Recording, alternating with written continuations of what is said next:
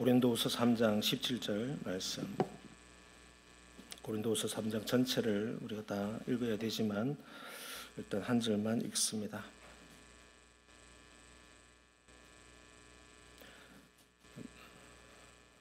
다 같이 보실까요? 주는 영이시니 주의 영이 계신 곳에는 자유가 있느니라. 한 번 더 읽읍시다. 시작. 주는 영이시니 주의 영이 계신 곳에는 자유가 있느니라. 아멘. 오늘도 하나님의 은혜가 저와 여러분과 함께 하기를 바랍니다. 우리가 예배에 대한 강의를 지금 계속하고 있는데 7번째 시간입니다. 지금 제 계획으로는 다음 주 8번째까지 예배에 대해서 좀 강론을 하고 마무리를 좀 하려고 합니다.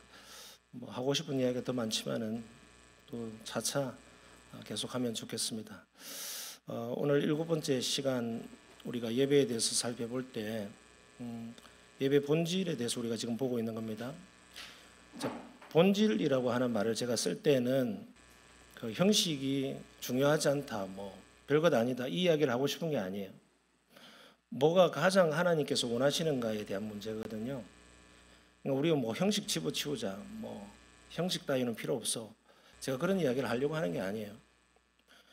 포장재도 중요하고 형식도 중요하고 일명 그런 것들이 우리에게 많은 도움을 줍니다. 그런 것을 제가 무용론을 지금 내세우려고 한 것이 아니라 하나님의 중심, 하나님이 우리에게 원하시는 바가 무엇인가, 그 핵심이 무엇인가에 대한 것에 대해서 우리가 좀 더 집중하자는 것이죠. 그러기 위해서는 그 예배의 본질을 살펴보면 볼수록 살아계신 하나님을 보게 됩니다. 그러니까 예배의 가장 핵심적인 것은 인간이 아니에요. 하나님이시거든요. 예배를 받으실 만한 분이 없으시다면 우리의 예배는 소용이 없게 되는 겁니다. 그러니까 많은 종교들, 이교도 신앙에서도 보더라도 그 신성이 있잖아요. 신이 있고 그 다음에 인간이 있습니다. 그러니까 예배를 받으시는 분은 신이고 인간은 그 예배를 올려드리는 예배자가 되는 것이죠. 예배자만 있어서는 예배가 될 수가 없죠. 그 예배의 핵심은 예배자가 아니라 예배를 받으시는 하나님이십니다. 그래서 우리 기독교 신앙에서의 예배의 가장 본질은 하나님이 되셔야 돼요. 하나님이 예배의 본질이 되기 시작하면 우리의 어떠한 형식도 그것을 통해서 하나님께 영광이 될 수 있고, 또 어떠한 형식이라고 하는 이 단어 안에는 무형식도 들어갑니다. 그러니까 여러분이 예배라고 생각하고 있는 사도신경 외우고 찬송가 부르고 대표기도하고 또 특송하고 설교 말씀을 듣고 봉헌하고 축도하고, 이 예배라고 하는 우리가 형식이라고 하는 이 예배는 성경 어디에 찾아보더라도 없지 않습니까? 하나님이 우리에게 명령을 주신 예배의 형식이 있습니까? 없어요. 그러니까 이런 순서를 통해서 하나님 앞에 예배드리고자 하는 인간의 약속일 뿐, 이 인간의 약속이 하나님의 예배의 본질은 아니라는 것입니다. 필요 없다가 아니라 그것을 넘어서야 된다는 이야기예요. 여러분들이 그것에 안심하고 있거나 그것에 기대고 있거나 그것에 의지하고 있거나 그것을 통하여서 예배의 매너리즘에 빠져 있다면 그것을 과감하게 깨부셔야 됩니다. 그것이 하나님을 만나는 것에 방해가 되고 있다면 그것도 버리셔야 돼요. 그러니까 우리가 예배의 본질로 들어가면 들어갈수록 단 한 분, 오직 예수 그리스도의 본체 되시는 삼위 하나님만 남습니다. 그 삼위 하나님은 형식으로 담을 수가 없잖아요. 성경을 계속 살펴보세요. 하나님을 어디에 담을 수 있습니까? 다윗이 그 아름다운 성전을 통하여서 성전을 더 지어드리려고 할 때 하나님의 대답은 그거였어요. 내가 무슨 성전이 필요했냐? 내가 거할 곳이 필요하냐? 내가 거할 곳을 네가 충분히 담을 수 있다고 생각하느냐? 하나님의 대답은 그거였어요. 그러니까 하나님은 우리의 용량과 우리의 지식으로는 담을 수 없는 분이잖아요. 그 이유가 뭘까요? 하나님은 형식적으로 존재하는 분이 아니기 때문에 그렇습니다. 다시 제가 고쳐서 이야기할게요. 형식이라고 하는 옷을 입고 존재하지 않기 때문에, 다른 말로 하면 하나님은 보이시는 형식으로 존재하지 않기 때문에 우리가 눈으로 보이는 그 어떠한 형식으로 하나님 앞에 예배한들 하나님이 받으시는 것은 형식이 될 수 없다는 겁니다. 눈에 보이지 않는 하나님, 잡히지도 않는 하나님, 우리가 하나님 당신께서 자신을 알리지 아니하신다면 우리는 도무지 하나님을 발견할 수도 이해할 수도 없는 그 하나님께 예배로 나아갈 때 우리가 어떤 눈에 보이는 것들로 인간의 산물인 이 예배의 전통, 기독교 양식 2000년 동안 녹아져 있는 이 보이는 예배를 통하여서 하나님 앞에 드리는 것이 다라고 생각하는 순간 하나님을 놓쳐버려요. 그러니까 눈에 보이는 목사가 오늘은 무슨 넥타이를 맸나, 무슨 옷을 입었나, 오늘은 왜 수트를 벗었나, 입었나, 이런 게 중요한 거죠. 오늘은 대표 기도자가 왜 앞에 아버지 하나님이라고 안 붙였나, 이런 것들 있잖아요. 이런 것들에 우리가 얽매기 시작하면 예배는 인간의 산물인 것이죠. 하나님이 발견될 수가 없어요. 예배의 가장 핵심은 살아계신 하나님이십니다. 여러분이 지금 예배를 드리고 있는 여러분의 예배자 개개인이 드려야 되고 그 예배를 받으시는 분은 살아계신 하나님이셔요. 그분은 형식으로 존재하지 않습니다. 보이지도 않습니다. 회전하는 그림자도 없으셔요. 변하지 않는 영원하신 하나님, 시간 바깥에 계시고 시간과 무관하게 존재하시는 하나님, 인간의 방식으로 존재하지 않는 하나님, 인간의 예상을 깨시는 하나님, 인간의 논리적인 방식과 상식을 넘어서는 하나님, 인간의 전통과 역사와 인간이 세우는 모든 아성을 넘어서는 그 하나님, 우리가 좋은 것으로 드려서 하나님 기뻐하실 것이라고 생각하는 그 하나님은 하나도 그것에 대해서 관심도 없을 수 있는 하나님. 그러나 우리가 정말 잊고 있는 소중한 부분, 우리의 마음을 드리고 우리의 중심을 드리고 보이지 않는 그 하나님을 발견하기 위해서 갈망함으로 아침부터 부산하게 움직이면서 오늘 하나님을 어떻게 만날까 하는 그 마음을 우리에게 받으시길 원하시는데 그것을 잃어버리지 않았는지 우리는 살펴봐야 됩니다. 우리 마음 한켠에 있는 하나님에 대한 갈망을 잃어버렸다면 여러분은 이미 예배자로서 모든 것을 잃어버린 것입니다. 하나님을 만나고자 하는 그 하나님에 대한 정말 뜨거운 마음 가운데 있는 솟아오르는 그 알지 못하는 뜨거움, 열정, 그 순수함, 그것이 없다면 우리는 아무 소용이 없는 것입니다. 좋은 설교 한 편 드렸다. 무슨 소용이 있습니까? 좋은 찬양을 하나님 앞에 올려드렸다. 그것은 인간의 그냥 로망입니다. 인간의 감흥에 불과한 것이죠. 하나님은 그런 것을 원하는 것이 아니라 저와 여러분이 영과 진리로 나아가는 우리의 마음 한켠에 있는 순수함, 예수 그리스도의 십자가의 능력으로 설 수밖에 없는 그 은혜에 갈망하여 나의 죄에 대한 옛 사람을 벗어나지 못하는 그 부족함에도 불구하고 십자가를 붙들고 주님 앞에 나아가려고 하는 그 조그만 애씀, 그 조그만 부분들을 하나님 기이 보시고 그 예배자의 예배를 받으시기를 기뻐하십니다. 믿으시길 바랍니다. 우리의 형식을 통하여서 하나님은 기뻐하시지 않습니다. 우리의 마음 한켠에 있는 너무나도 부족하고 연약하고 어떤 형식도 갖추지 아니했고 어떤 주님께서 주님 앞에 나아갈 때 나의 부족함 말고는 보이지 않는 나의 한 주간의 어떠한 삶을 가지고서라도 그 십자가의 복음의 능력 그 하나 의지하여서 나아가고자 하는 그 조그만 희망, 소망, 살아있는 예수 그리스도 내 산 소망 되신 그리스도 외에는 나의 은혜 될 것이 없습니다라고 하는 그 조그만 열망들 가지고 나아가는 그것이 예배가 되는 겁니다. 그래서 우리가 오늘 제가 예배 본질을 좀 살펴보고 싶은 것은 자유입니다. 자유. 그리스도께서 우리에게 복음을 통해서 주신 가장 값어치 있는 가치가 뭐냐면 자유입니다. 뭐라고요? 자유. 우리가 언제 갇힌 적이 있습니까? 우리가 착고에 그냥 쇠사슬에 묶여진 적이 있습니까? 근데 성경은 계속적으로 이야기하잖아요. 너희들은 묶여 있었다. 너희는 얽매여 있었다.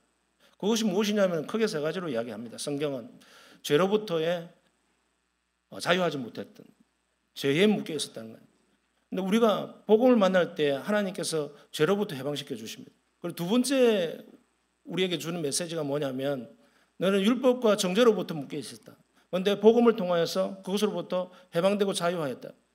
그리고 세 번째는 뭐냐면 너희들은 죽음의 공포, 죽음과 두려움을 통하여서 계속 묶여 있었는데 예수 그리스도의 복음, 그 십자가의 능력으로 말미암아 그것으로부터 다 해방되었다. 이제 자유되었다. 이것이 우리에게 주는 진정한 자유의 선포거든요. 그 중에 오늘 예배와 관련돼서 여러분에게 드리고 싶은 핵심은 뭐냐면 두 번째입니다. 율법과 정죄로부터 우리는 해방되었습니다. 믿으시길 바랍니다. 이게 도대체 뭐냐는 것이죠. 그 율법이라는 단어를 수없이 들었고 수백 번, 수천 번 들었는데 율법의 정죄가 뭔지, 율법이 뭔지 도대체 들어도 모르겠단 말이죠.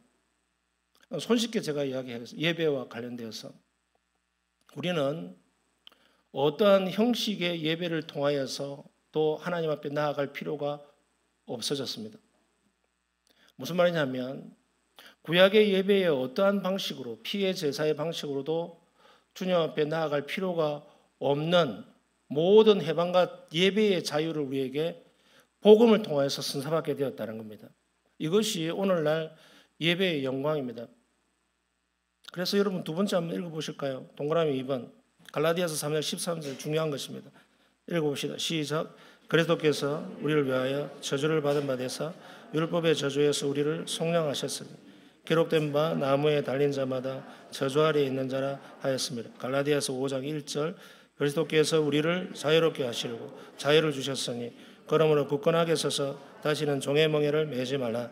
로마서 8장 2절 이것은 그리스도 예수님을 통해서 생명을 주시는 성령님의 능력이 죄와 죽음의 굴레에서 여러분을 해방시켜 주셨기 때문입니다. 성경의 여러 군데에서 계속 율법으로부터 자유, 해방을 선포하고 있습니다. 이것은 무엇이냐 하면 여러분 더 이상 형식적인 예배, 눈에 보이는 예배로부터 자유하라는 겁니다. 그렇게 이야기해도 적용이 잘 안 돼요. 그러나 저는 한국에서 태어나서 한국에서 오랫동안 신앙생활을 했잖아요. 우리 한국 교회가 가지고 있는 제 어릴 때부터의 신앙에 있어서의 가장 뿌리 깊은 문제가 뭐냐면 율법주의입니다. 그 율법주의는 율법과는 다른 거예요. 율법 그 자체로 영광스러운 겁니다. 우리가 오늘 본문 제가 한번 조금씩 살펴보면서 이야기해 볼게요. 고린도후서 3장 한번 펴보세요. 성경을 펴놔놨습니다. 다 읽어야 되죠. 다 읽은 3장 6절 보세요. 중간부터 보면 율법 조문으로 하지 아니하고 오직 영으로 하매니 율법 조문은 죽이는 것이요 영은 살리는 것이니라. 이렇게 보면 율법이 막 너무 엉터리 같고 율법은 못난 것이고 율법은 형편없는 것처럼 보이잖아요. 그러니까 율법은 하나님 말씀이에요. 하나님 말씀이 어떻게 나쁜 것이 됩니까? 하나님이 율법을 우리에게 선사하실 때는 하나님의 말씀으로 주신 거예요. 근데 그것이 뭐가 문제가 되느냐면 그것은 말씀이라고 하는 명령어로 우리에게 주셨기 때문에 그 명령어에 우리가 매달리기 시작하면 우리의 모든 존재 방식은 그 명령어를 지키기 위해서 계속 얽매이게 된다는 겁니다. 잘 지켜줄 수 있느냐? 못 지키면서 율법이 도리어 정죄하는 그 정죄에 빠지게 되죠. 왜? 못 지키면 너는 죽음이야. 계속 죽어야 돼. 돌 맞아야 돼. 이렇게 이야기하고 있거든요. 그러니까 율법 자체는 너무나도 선하지만 율법주의라고 하는 그 명령어에 계속 우리가 시달림을 받게 되는 것이죠. 그래서 7절에 보세요. 돌에 써서 새긴 죽게 하는 율법 조문의 직분도 영광이 있어. 보세요. 영광이라고 이야기하잖아요. 이 명령어로 된 돌에 새겨진 십계명으로부터 시작해서 613가지의 율법도 영광이라고 이야기해요. 왜? 하나님 주셨으니까. 이스라엘 자손들도 모세의 얼굴에 없어질 영광 때문에 출애굽기 34장을 읽어보신 분들은 이게 무슨 말씀인지 알 겁니다. 시내산에서 40일 동안 물 한 모금도 마시지 않고 밥 한 그릇도 먹지 아니하고 금식을 하고 하나님과 교제 가운데 있다가 시내산을 내려왔을 때에 그의 얼굴 피부에서 광채가 났다 이렇게 돼 있어요. 그게 영광이에요. 영광. 너무 그 얼굴이 빛났기 때문에 수건을 가렸다고 했습니다. 수건을 가리지 않으면 사람들이 볼 때 아론마저도 두려워서 멀리했다고 돼 있거든요. 그냥 뭐 소위 말해서 요새 말로 하면 아우라가 막 그냥 막 비쳐 나오고 눈이 부셔가지고 쳐다볼 수 없을 정도의 모세의 영광이 있었다는 겁니다. 이것은 모세 자체를 높이려고 하는 것이 아니라 모세가 받은 그 율법의 영광을 이야기하는 겁니다. 모세를 통해서 선포되어지는 그 하나님의 말씀 메시지, 그 율법의 조문들, 돌에 새긴 그 율법의 조문들은 영광스러운 것이긴 하지만 없어질 영광이다, 이렇게 표현합니다. 그래서 계속 읽어볼게요. 9절에 보니까 정죄의 직분도 영광이 있은즉, 정죄의 직분은 율법을 이야기하는 거죠. 모세의 율법. 의의 직분은 영광이 더욱 넘치리라, 이렇게 되어 있습니다. 이 영광은 보십시오. 7절 중간에 제가 읽다 말았는데 이스라엘 자손들은 모세의 얼굴에 없어질 영광 때문에도 이라고 되어 있습니다. 이걸 잘 이해하셔야 돼요. 그러니까 모세의 얼굴로부터 나오는 그 빛이 사라질 것이다, 이것에 대해서 지금 집중하는 것이 아니라 모세의 얼굴에서 나타나는 그 영광은 모세의 율법의 영광을 이야기하는 것이거든요. 그것은, 그 영광은 결국 사라질 것이야. 그러니까 일정 기간 동안만 그 율법이 누리는 빛남과 가치가 있다는 거예요. 그러니까 어느 순간이 되면 그 율법의 조문의 가치는 정신만 살아남고 그 율법의 조문은 다 사라지게 될 거야. 누구 때문에? 새롭게 올 완전한 영광 때문에. 그것을 의의 영광이라고 불렀어요. 그 의의 영광이 누구시냐? 예수 그리스도라고 말하고 있는 것이죠. 그래서 14절에 보세요. 그러나 그들의 마음이 완고하여 오늘까지도 구약을 읽을 때에 그 수건이 벗겨지지 아니하고 있으니 그 수건은 그리스도 안에서 없어질 것이라. 그러니까 예수 그리스도의 영광 때문에 과거의 율법의 모든 영광들은 이제 완성되고 성취될 것이기 때문에 이제 우리가 따라야 되고 우리가 바라봐야 될 영광은 예수 그리스도의 영광이야, 그 말입니다.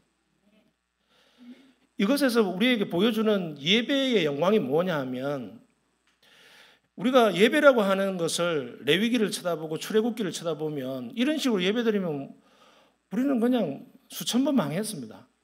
하루에도 여러 번 번개 맞고 그냥 불 한 번 잘못 들인 것 때문에 하나님께서 그 사람을 썰어버리고 하나님께서 저주를 내리고 땅이 쑥 꺼져가지고 그냥 막 없어져 버리고 하는 그런 것들이 오늘날에도 일어나지 않는다는 법이 있습니까? 하나님께서 예배를 잘못 드린 것으로 인하여서 우리를 벌하려고 했다면 충분히 그러고도 우리는 남았을 겁니다. 그러나 왜 하나님께서 그것을 보시지 않습니까? 하나님은 구약의 율법을 통해서 주신 그 예배의 형식을 예수 그리스도의 십자가 사건을 통해서 종료시키셨습니다. 믿으시길 바랍니다. 그래서 우리는 하나님 앞에 드려야 되는 절차와 형식, 외형적인 것으로 하나님 앞에 예배하러 나오는 것이 아니라 예수 그리스도의 온전한 영광 가운데 우리는 그냥 숨겨져서 예수 그리스도의 그 빛나는 복음의 영광 가운데 딸려서 그냥 우리는 그냥 나아가는 거야. 너무나도 빛난 그 주님의 영광, 십자가의 영광 때문에 우리의 못났고 우리의 더럽고 추한 모든 것들이 다 그냥 깨끗한 것처럼, 그러니까 그렇지 않지만 그런 것처럼 새하얗게 변한 것처럼 인정을 받아서 우리는 주님 앞에 나아가게 된 것입니다. 그럴 때 주님께서는 우리의 예배의 온전한 영광이 되는 것이죠. 그래서 우리는 예배를 어떤 형식으로 드리기 시작하면 그 속에는 예수 그리스도의 영광도 십자가의 영광도 하나님의 영광도 없어져 버리게 되는 겁니다. 여러분, 우리 한국 교회가 가지고 있는 예배의 전통은 세계 어떤 나라보다도 너무나도 강력하고 너무나도 철저하게 지금 거의 한 100년간 시스템화되어 있습니다. 그리고 최근 50년간, 길게 130년의 우리 한국 기독교라고 본다면 전반기 60년, 뒤에 60년, 저는 이제 한 최근 50년으로 이렇게 보는데 70년대 중반부터 시작해서 지금까지 최근 50년간 우리나라가 소위 말해서 그냥 수적 성장을 통하여서 교회가 확 피어오르고 그냥 전국 방방곳곳에 그냥 새마을 운동과 함께 막 교회도 그냥 무슨 영적 운동이 일어나듯이 그것이 불꽃이 일어나가지고 전국의 교회들이 막 그냥 불타오르고 막 새벽에 새벽 기도가 막 성황을 이루고 하던 그 시절이 70년대부터 시작됐거든요. 그리고 80년대에 그것이 무르익기 시작하고 90년대 완전히 그냥 최절정을 이룹니다. 그리고 90년대 말부터 이제 20세기가 끝나고 21세기가 되면서 그 외형적인 것이 사그러들어요. 소위 말해서 거품이 꺼지기 시작했단 말이에요. 그 핵심에 뭐가 있냐면은 이 예배라는 게 있습니다. 한국 교인들의 특별한 저는 뭐 이런 말을 쓰고 싶지 않아요. 예배 부심, 예부심, 부심이라는 말 알아요, 여러분? 이게 한국인만이 가지고 있는 철저한 어떤 예배에 대한 특별한 애정이 있단 말입니다. 그 애정은 너무나도 높이 평가할 만하고 너무 좋아요. 근데 그것이 형식화되는데 불과 10년, 20년이 걸리지 않았습니다. 우리가 왜 이토록 많은 예배를 드리고 있는지, 왜 이토록 새벽부터 그냥 부산하게 피곤해 죽겠는데 아침에 일어나서 새벽 기도를 드리고 있는지, 그리고 새벽 기도를 오는 사람은 의롭고 새벽 기도 안 오는 사람은 좀 못났고 하는 그런 어떤 비교의식과 정죄의식들이 왜 우리 한국교회에 그냥 일상화가 되었는지, 이것이 언제 어떻게 우리에게 다가왔는지 우리는 모를 정도로 그런 한국교회만이 가지고 있는 예배의 특성을 우리도 모르게 그 예배의 바다에 빠져 있습니다. 우리 한국교회 예배처럼 종류가 많은 예배가 얼마나 많습니까? 말도 못하는 결혼 예배, 이것은 성경적이지 않습니까? 전 너무 좋아요. 돌 예배부터 시작, 백일 예배, 돌 예배, 그 다음에 개업 예배, 개업 이전 예배, 그 다음에 부부가 신혼여행 갔다 오면 신행 예배, 그것도 갖다 들이달래요. 또 참 별게 다 있어. 그래가지고 모순 예배. 나중에 보면은 또 트럭 하나 샀다고 예배 드려 주십시오 해가지고 트럭 앞에서 제가 예배 드린 적도 있습니다. 부목사 때 다에 빵꾸 안 나도록 예배 기도해 달라고 그러고 그리고 나중에 축도는 거기 운전대에 손을 얹고 저보고 기도를 해 달라 하더라고요. 그 왜 그러냐니까 제가 운전을 잘 할 수 있도록 사고 안 나도록 해 주십시오. 이게 이제 한국 교인들의 샤머니즘적인 미신적인 이 영성과 결합이 되어져서 어떤 것이 성경적인 것인지 어떤 것이 비성경적인 것인지 구분이 안 될 정도로 그런 것들이 많이 섞여 있어요. 예배 가운데. 그리고 예배는 절대 빠지면 안 된다. 예배 자체를 없애면 안 된다는 거예요. 그러니까 그게 어디로부터 오냐면 성경을 이제 찾아서 들어가는 거예요. 율법을 찾아서 들어가면 레위기서 6장 12절 13절에 가보면 제단에 불을 끊임없이 피우라 이렇게 돼 있어요. 그게 끊임이 없이, 이렇게 정확하게 끊임이 없이 제단에 불을 피워야 돼. 이게 제사장의 사명이다. 이것을 그대로 율법을 재해석해서 우리 한국교회에 적용시킨 것이 바로 새벽기도 아닙니까? 새벽기도는 365일 꺼뜨리면 안 되는 불이 돼버린 거예요. 그건 새벽재단이라는 말을 쓰잖아요. 재단이 없는데 구약에 재단이 있습니까 지금? 재단이 없는데 새벽재단이라는 말이 이렇게 딱 그래가서 일상적으로 쓰게 돼버리죠. 새벽재단을 쌓아야 된다. 그래서 저는 과감하게 조금 개혁을 하기로 했어요. 개혁이라고 하는 것은 여러 가지 방식이 있습니다. 우리가 개혁을 내면으로부터의 개혁이 있고, 그 다음에 개혁은 어떤 것은 바깥으로부터 외형적인 것으로부터 시작하는 개혁이 있는데, 내면적인 개혁은 굉장히 시간이 많이 걸려요. 그리고 표도 잘 안 내요. 근데 저는 그래서 바깥으로부터 외형적인 형식적인 개혁으로부터 시작해서 우리의 내면을 갖고 가야 되겠다라고 결심했습니다. 제가 목회를 시작하면서. 그래서 제가 우리 교회에서 이제 목회를 시작하면서 예배 개혁을 하기로 한 것을 외형적인 외부적인 개혁으로부터 시작했습니다. 그래서 제가 우리 당회가 없을 때에 운영위원들 5분이 계시더라고요. 그래서 주일 오후 예배를 없애고 싶다. 제가 그 말을 했습니다. 기억하시는 분 있을 거예요. 반응이 별로 없었어요.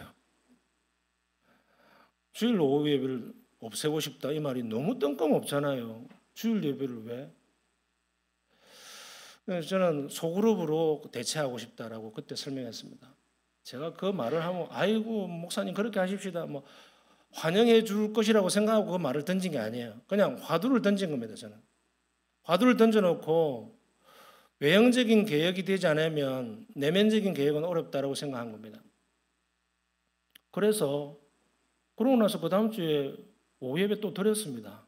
여러분 우리가 오후에 예배를 드렸었나 하는 게 까마득하게 느껴지시는 분들이 있을지 모르겠습니다. 우리 교회에 주일 오후 예배가 철저하게 있었는데 자연스럽게 저는 그 말을 던졌지만 저는 없애지 않았어요. 그 말을 던진 이유는 없애는 게 목적이 아니기 때문에. 제가 그러고 나서 그 다음 주에 없애버렸으면 이 목사는 좀 불경한 목사네. 아니면 할 말이 없으니까 저 사람은 아메리칸 스타일이네. 뭐 이렇게 하고 말았을 거예요. 제 목적은 뭐냐면 예배의 중심을 찾아가자고 한 의미에서 외형적인 계획을 시작했던 겁니다. 그런데 얼마 안 가서 코로나가 와서 자연스럽게 그냥 뭐 이름도 빛도 없이 오후 예배는 사라지고 자연스럽게 이렇게 된 거예요. 그러고 나서 두 번째 제가 시작한 외형적인 계획은 뭐냐면 새벽 기도를 없앨 수 있는 날은 없애자. 그래서 생각한 것이 목요일 새벽 기도를 없애기로 생각했어요. 여러분 지금 이런 이야기를 듣고 있는 분들은 왜 목사가 이 이야기를 하는지를 잘 들으셔야 돼요. 잘 못 들으면 자기 마음대로 해석을 해요. 지금 제가 설교 초두에 이렇게 이야기했어요. 제가 형식 무용론자가 아닙니다. 형식은 아름답게 어떤 것이든지 하나님 드릴 수 있어요. 형식이 필요 없다라는 이야기 하려고 하는 게 아니에요. 목요일 새벽 기도를 없애라고 한 이유가 뭐냐면 여러분 우리 교회는 새벽 기도 나오는 사람 정해져 있습니다. 항상 10명에서 15명 그 사이에 항상 정해져 있습니다. 그분들이 그냥 돌아가면서 늘 뭐 10명, 12명 이렇게 유지합니다. 그 사람들은 목요일 새벽 기도 나오는 그 사람들은 수요일 전날 밤에 수요 예배도 나와서 밤 9시, 10시까지 공부를 하다가 집에 가야 돼요. 그러면 낮에 일하시는 분들이 반쯤 되는데 일하시다가 와가지고 그냥 피곤해서 잠이 오는데 뭐 목사가 또 성경 공부해야 된다 하니까 뭐 목사 체면도 세워줘야 되고 나라도 안 가면 내가 중직자인데 뭐 안 가면 어찌 되겠노 이래가지고 다양한 마음으로 오실 수 있겠습니다. 그래가지고 집에 가면은 벌써 씻고 이제 누우려고 하면 11시예요. 그럼 어찌해야 됩니까? 새벽기도 부담 때문에 가야 되는 책임 있는 중직자나 새벽기도에 있는 사람들은 새벽기도에 불을 꺼뜨리면 안 되니까 그 피곤한데 또 일어나서 또 와야 돼요. 이것이 우리 한국 교회는 너무나도 소위 말해서 믿음 있는 사람에게는 자연스럽고 당연한 것이었습니다. 그렇지 않습니까? 굉장히 새벽기도에 부심을 가지고 있는 사람들 그리고 많은 목회자들은 그렇게 가르쳤습니다. 그리고 그것을 소중하게 강조했습니다.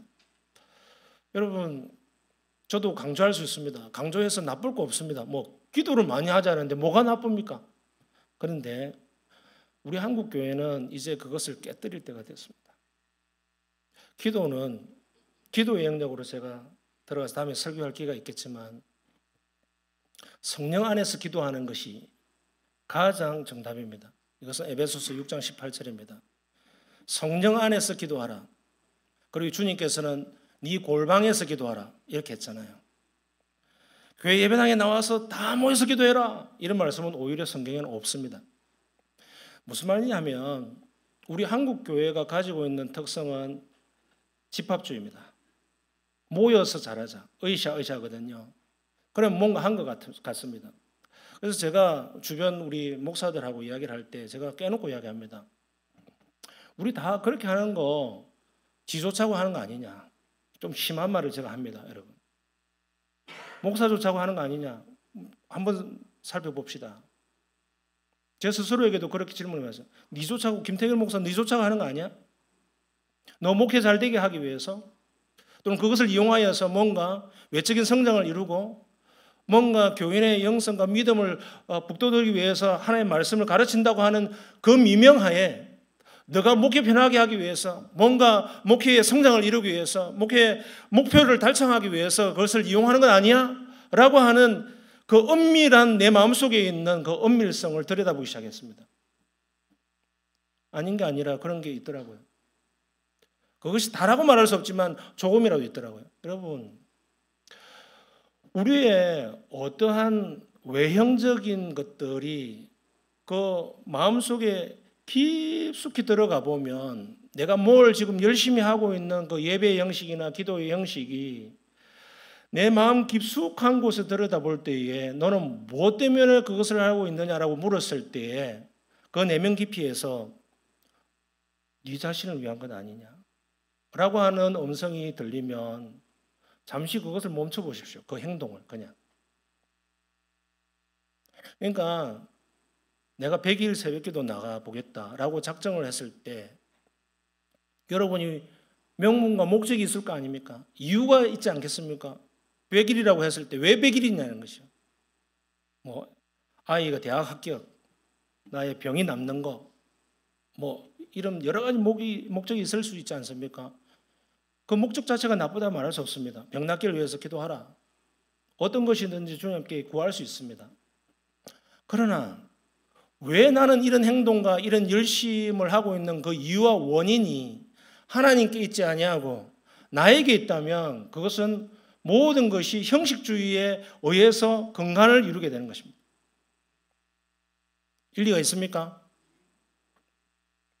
제가 말하고자 하는 것이 뭐냐면 우리 한국교회가 그동안 수십 년 동안 쌓아왔던 예배라고 하는 이 형식에 우리는 그냥 태어나 보니 예배를 이렇게 하고 있더라. 그래서 나는 이렇게 예배를 드린다.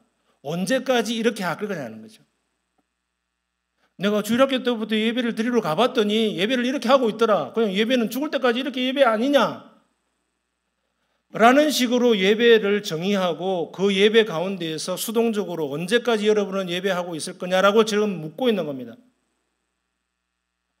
그러니까 우리 한국교회가 가지고 있는 이 예배의 특성, 외형적인 것들을 놓아버리지 아니하면 여러분이 의지적으로 그리스도의 영광 속으로 나아가고자 하는 여러분의 갈망, 마음 가운데 깊이 있는 그리스도의 만남, 교제, 성령 안에서의 주님을 사모하는 그 사랑의 마음, 그 순수함, 거룩한 열정, 이런 것들은 다 가려져 버리고 저번 주에 드렸던 예배에 와서 은혜 한번 받고 가자. 아이고 오늘은 목사가 별로 은혜를 못 끼쳤으니까 아이고 어떻게 하지? 유튜브 설교라도 한번 들어보자. CTS 설교라도 한번 채워보자. 계속 이런 식으로 되는 거예요. 우리가 설교를 몇 번을 들어야 우리가 만족할 수 있는 예배가 됩니까? 본교회에서 예배 드릴 때에 내가 만족하지 못했기 때문에 우리는 유튜브를 틀고 있지 않습니까? CBS를 열어서 유명하다는 목사의 설교를 듣고 있지 않습니까? 질문해 보자는 거죠. 왜 나는 그 설교를 듣고 있는가? 나는 왜 그 예배를 드리고 있는가? 내 만족 아닙니까? 그 속에 하나님이 계십니까? 나를 위해서 아닙니까? 뭔가 내가 기쁘기 위해서, 나의 문제가 해결되기 위해서 그 속에 예수 그리스도의 영광이 있는 것이 아니라 인간의 영광이 있지 않았습니까? 모세가 그렇게도 가리고 싶어 했던, 수건으로 가리고 싶어 했던 자기 얼굴의 영광, 그 영광을 우리는 바라고 있지 않습니까? 그래서 여러분에게 개인적으로 여러분이 이 화두를 던집니다. 여러분이 스스로 깨닫고 정리를 잘 한번 해보시길 바랍니다.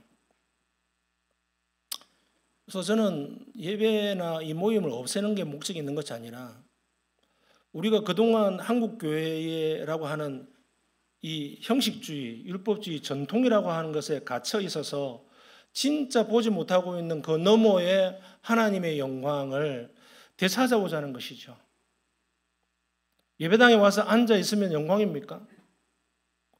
예배당에 있지 않는 시간, 바깥의 시간, 나의 일상에서의 시간은 하나님의 영광은 없습니까? 그곳에는 예배가 있을 수 없습니까? 목사가 없으면 예배가 안 됩니까? 그렇지 않지 않습니까? 제가 다음 주에 설교의 결론을 그걸로 맺으려고 하는 겁니다. 삶으로서의 예배. 예배는 삶이잖아요. 로마서에서 그렇게 이야기합니다. 우리의 예배는 형식이 아니에요. 우리의 전 인격이 주님 앞에 나아가는 그 어떠한 시간대와 장소와 우리의 마음은 모든 곳이 예배의 장소와 시간이 될 수 있습니다. 그렇다면 우리의 이 형식의 예배는 아무것도 아닌 것이에요. 많이 드린 것이 중요한 것이 아니고요. 뭐 내가 은혜 받았다, 대단한 목사가 있었다 이런 게 중요한 게 아니에요. 여러분이 어떻게 하나님의 영광, 예수 그리스도의 영광을 찾아가고 있느냐, 그분께 집중하고 있느냐, 예배 시간을 통하여서 하나님 놀라운 그리스도의 십자가의 영광 가운데에 빠져들고 있느냐, 그것을 찾아가십시오. 찾아가시길 바랍니다. 그걸 찾지 못하면 여러분의 예배 자료에서 어떠한 행동과 열심도 실패한 것입니다. 그것은 예배가 아닐 수 있습니다. 우리의 형식이 못났고 우리가 실수가 있을 수 있고 외형적으로 다듬어지지 않았다 할지라도 혹은 초라한 예배처럼 보여도 그것은 인간의 마음일 뿐 하나님은 그 속에 있는 참 예배자의 중심을 받으시기를 원하십니다. 그것이 십자가의 영광으로 나아가기 원한다면 이것이 절대적인 조건입니다. 우리 속의 십자가의 영광은 비참하고 처참하고 죽음의 영광 아닙니까? 자기를 부인하는 영광. 예수 그리스도께서 하나님의 신성을 내려놓고 신성의 그 영광을 내려놓고 자기를 비워 종의 형체를 가지사 십자가를 질 때에 모든 조롱과 수모를 당하셨던 그 십자가가 영광이라고 말씀하지 않습니까? 이 시간에 나올 때에 어떠한 외형적인 영광, 화려한 영광, 그럴싸한 영광, 여러분이 바라고자 하는 어떤 소위 말해서 은혜 받고자 하는 그 영광도 다 내버리시고 그 속에 예수 그리스도의 십자가의 영광이 무엇인지 그 십자가에 편성하는 저와 여러분이 되길 바랍니다. 십자가 외에는 없잖아요, 우리가. 그 십자가의 영광의 핵심이 뭡니까? 자기 부인, 다른 말로 하면 죽음이잖아요. 내 자신을 죽이고 또 죽이고 옛자를 죽여나가고 새 언약의 일꾼되게 하신 예수 그리스도의 영광으로 가득 채워져서 나아갈 때 그 예배는 이제 온전한 하나님께서 받으시는 영광의 예배가 되는 것입니다. 저는 그 예배를 꿈꿉니다. 어떤 형식에도 어떠한 외형적인 즐거움, 우리가 생각하는 그 안락함, 기쁨, 은혜 충만, 오늘 예배 한번 잘 드렸다, 이런 거 말고요. 제발 그런 거 하지 말고 정말 그 예배를 통하여서 하나님의 영광을 되찾고 내 마음 가운데 그분으로 인하여서 기뻐할 수 있고 그분을 찾기 위해서 갈망하고 그분을 만나기 위해서 갈망하고 기대하는 그 마음을 우리 가운데 부어주시옵소서. 부어주시옵소서. 내 마음에 부어주시옵소서. 이 마음으로 나오신다면 모든 생애의 여러분의 삶의 그 예배는 십자가 영광 가운데 예배가 될 것입니다. 그렇게 드리신 저와 여러분의 예배 되길 바랍니다.